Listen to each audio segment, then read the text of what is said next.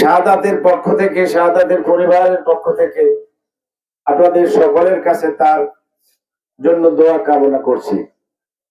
আল্লাহ যেন তাকে জান্নাতবাসী করে। মানুষ হিসেবে আমরা ভুল ত্রুটির ঊর্ধ্বে কেউ নই।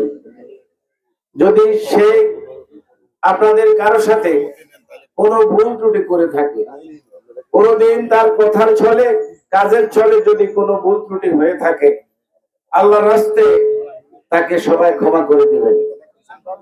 আমি এই বিদায়ে আত্মার মাগফিরাত কামনা করি এবং তার শোক সন্তপ্ত পরিবারের প্রতি সমবেদনা জানাই আমার ইউনিয়ন বিএনপির পক্ষ থেকে, এবং আল্লাহ যেন তাকে জান্নাতবাসী করে। আর আজকে যারা আমাদের জেলা নেতৃবৃন্দ এখানে উপস্থিত হয়েছেন, থানা নেতৃবৃন্দ উপস্থিত হয়েছেন, তাদের প্রতি আমি কৃতজ্ঞতা জানাই।